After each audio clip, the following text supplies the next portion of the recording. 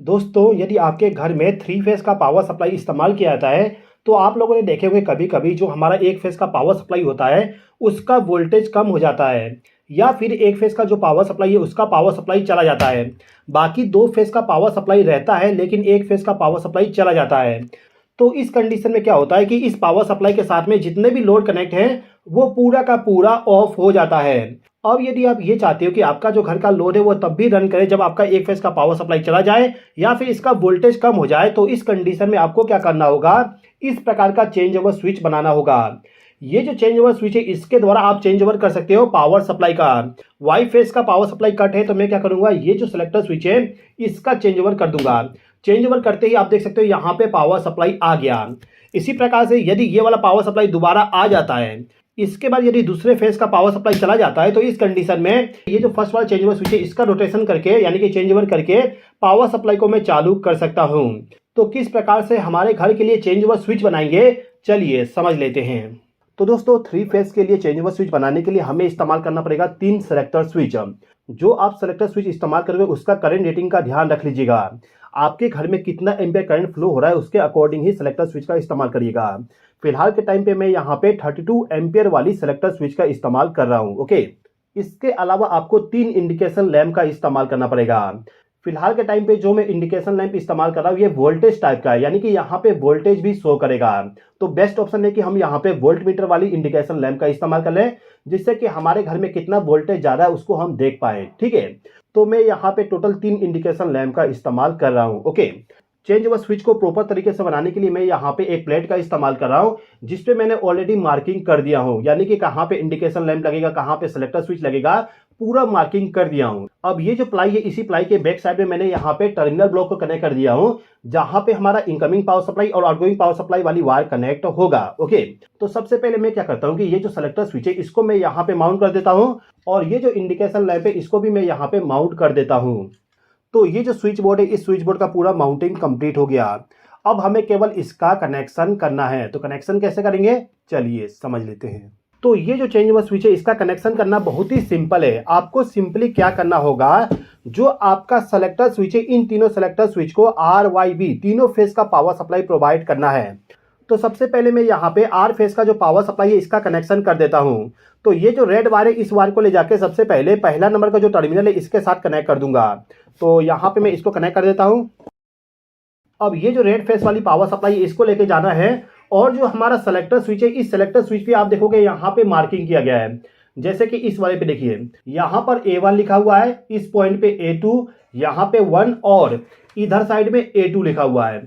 तो जिस टर्मिनल पे A1 लिखा हुआ है उस टर्मिनल पे आपको R फेज का पावर सप्लाई कनेक्ट करना होगा। तो ये जो वायर है इस वायर को लेके जाता हूँ, और इस वाले सेलेक्टर स्विच का जो A1 टर्मिनल है उसके साथ इस वायर को ले जाके कनेक्ट कर देता हूँ। जिस पॉइंट पे हमने R फेज का पावर सप्लाई करने की है, वहीं से एक वायर को लूप करके दूसरे वाले सेलेक्टर स्विच को फेज सप्लाई प्रोवाइड करेंगे R फेज वाली पावर सप्लाई का। तो इसके लिए मैं यहाँ पे एक वायर इस्तेमाल करूंगा, इस वायर को इस पॉइंट पे कनेक्ट कर देता हूँ। ओके, तो ये जो वायर है इसको मैंने कनेक्ट कर दिया। अब इस वायर का जो दूसरा सिरा है इसको लेके जाना है, और दूसरे सेलेक्टर स्विच का जो A1 टर्मिनल है इसके साथ कनेक्ट करना होगा। यहाँ पे A1 टर्मिनल है तो इसके साथ कनेक्ट कर देता हूँ। अब जिस पॉइंट पे हमने R फेज का पावर सप्लाई कनेक्ट किया, वहीं से एक वायर को लूप करके दूसरे वाले सेलेक्टर स्विच को भी R फेज का पावर सप्लाई प्रोवाइड करना है।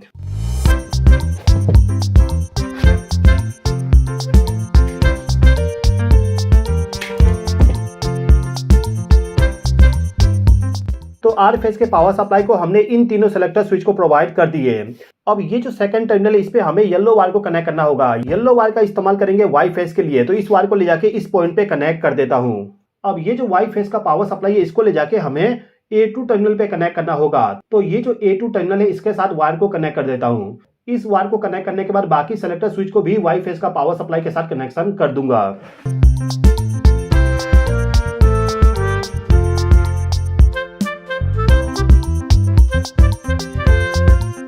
अब जो हमारा B फेज का पावर सप्लाई है इसको भी ले जाके तीनों सेलेक्टर स्विच के साथ कनेक्शन करना है। B फेज का जो पावर सप्लाई है इसको ले जाके A3 वाला जो टर्मिनल होता है उसके साथ कनेक्शन करना होगा। तो इन तीनों सेलेक्टर स्विच को B फेज का भी पावर सप्लाई प्रोवाइड कर देता हूं।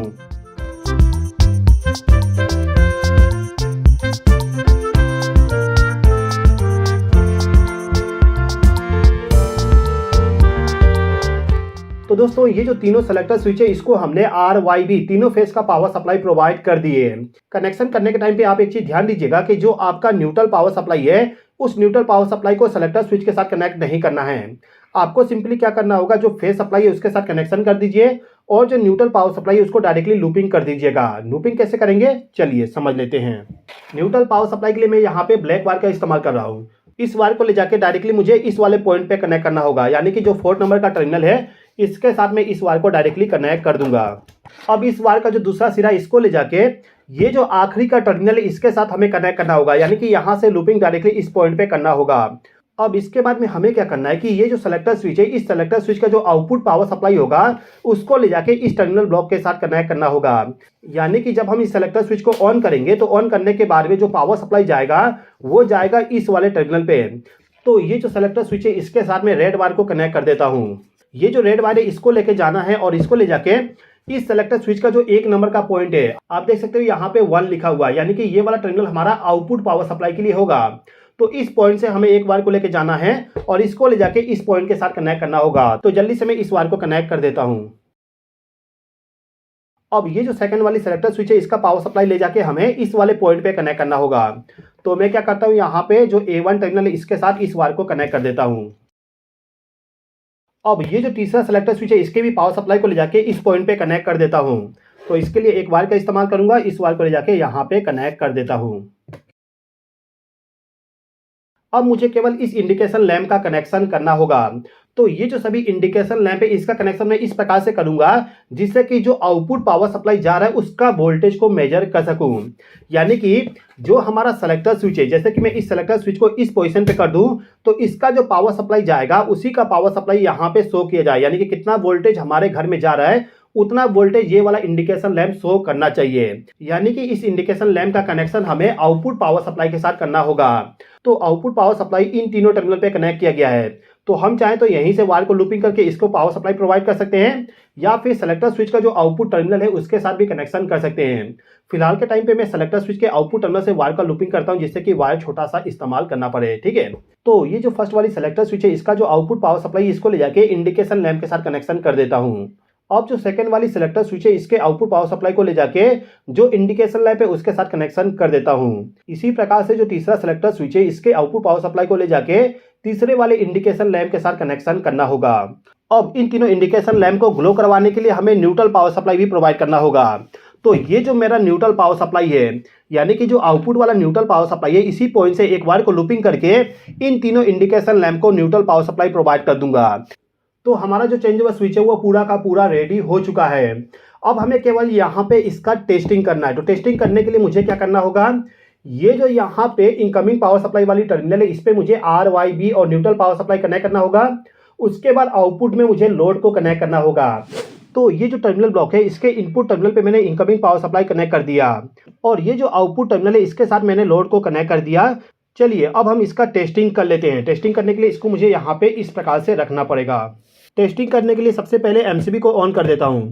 MCB को ऑन करने के बाद भी आप देख सकते हो कोई भी इंडिकेशन लैंप ग्लो नहीं हो रहा है, साथ ही साथ में जो हमारा लोड है वो भी ऑफ कंडीशन में है। अब मैं क्या करता हूँ कि ये जो मेरा पहला सेलेक्टर स्विच है इस सेलेक्टर स्विच को 1 नंबर पोजीशन पे सेलेक्ट कर देता हूँ। इसको यदि मैं इस पोजीशन पे रखूंगा तो आप देख सकते हो ये जो रेड इंडिकेशन लैंप है ये ग्लो हो गया। इसके अलावा ये जो इंडिकेशन लैंप है ये इंडिकेशन लैंप वोल्टेज को शो करना स्टार्ट कर दिया। आप देख सकते हैं यहाँ पे 240 वोल्ट शो किया जा रहा है। अब मैं क्या करता हूँ कि ये जो सेकंड सेलेक्टर स्विच है इसको भी ऑन कर देता हूँ। इसको भी मैंने 1 नंबर पोजीशन पे सेलेक्ट कर दिया। लैंप ऑन हो गया, इंडिकेशन लैंप वोल्टेज शो कर रहा है। ये वाला जो सेलेक्टर स्विच है इसको मैंने 1 नंबर पोजीशन पे सेलेक्ट करके रखा हूँ। तो इस वाले सेलेक्टर स्विच को मैं 2 नंबर पोजीशन पे सेलेक्ट कर देता हूँ जिससे कि ये वाला जो सेलेक्टर स्विच है ये Y फेज का पावर सप्लाई इस्तेमाल करे। ये वाला जो सेलेक्टर स्विच है ये R फेज का पावर सप्लाई इस्तेमाल कर रहा है, ये वाला Y फेज का, और इस वाले को हम कर देते हैं B फेज पे। तो इसको मैं इस पोजीशन पे सेलेक्ट कर देता हूँ। आप देख सकते हो तीनों इंडिकेशन लैंप वोल्टेज शो कर रहा है, साथ ही साथ में जो मेरा तीनों इंडिकेशन लैंप है वो ग्लो भी हो रहे हैं। अब मैं यहाँ पे क्या करता हूँ कि ये जो Y फेज का MCB है इसको मैं ऑफ कर देता हूँ। इसको ऑफ करने के बाद आप देखोगे Y फेज वाला जो लैंप है वो ऑफ हो गया, साथ ही साथ में जिस सेलेक्टर स्विच को हमने Y फेज के साथ कनेक्ट करके रखे थे वो भी ऑफ कंडीशन में चला गया। बाकी जो 2 फेज के पावर सप्लाई है उसका वोल्टेज यहाँ पे शो किया जा रहा है, लेकिन इसका वोल्टेज शो नहीं किया जा रहा है। अब यदि आपका 1 फेज का पावर सप्लाई चला जाता है या फिर इसका वोल्टेज कम हो जाता है तो उस कंडीशन में आपको क्या करना होगा, ये जो सेलेक्टर स्विच है इसको आपको रोटेट करना है। अभी के टाइम पे वाई फेज का पावर सप्लाई नहीं है, तो मैं चाहूँ तो इसको बी फेज के पावर सप्लाई के साथ कनेक्ट कर सकता हूँ या फिर आर फेज के साथ। अभी के टाइम पे मैं आर फेज के साथ कनेक्ट कर दिया। आर फेज के पावर सप्लाई का सिलेक्शन करते ही आप देख सकते हो लैंप ग्लो होना स्टार्ट हो गया, साथ ही साथ में यहाँ पे वोल्टेज भी शो किया जा रहा है। अब मैं यहाँ पे आर फेज के पावर सप्लाई को भी बंद कर देता हूँ। अब देख सकते हो आप यहाँ पे 2 फेज का पावर सप्लाई चला गया। ये दोनों लैंप इसलिए ऑफ हो गए क्योंकि हमारा जो आर फेज का पावर सप्लाई था इसी के साथ दोनों लैंप कनेक्ट थे, यानी कि हमने 1 नंबर पोजीशन पे सिलेक्शन करके रखे थे। अब यदि मुझे इन दोनों लैंप को ग्लो करवा के रखना है तो इस कंडीशन में इस सेलेक्टर स्विच का चेंज ओवर करना पड़ेगा। तो चेंज ओवर कर देते हैं।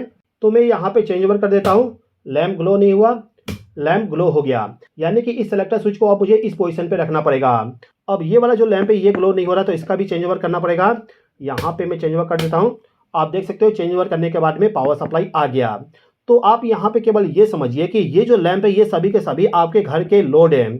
जैसे कि ये हो गया फर्स्ट फ्लोर, ये हो गया सेकंड फ्लोर और ये वाला हो गया थर्ड फ्लोर। तो नॉर्मल कंडीशन में क्या करना होगा, जो आपका फर्स्ट फ्लोर है उसको आप आर फेज के पावर सप्लाई के साथ कनेक्शन कर दीजिए। सेकेंड फ्लोर जो है उसको जो पावर सप्लाई जाएगा वो जाएगा वाई फेज के द्वारा। इसके बाद जो आपके घर का थर्ड फ्लोर है उसको पावर सप्लाई जाएगा बी फेज के द्वारा।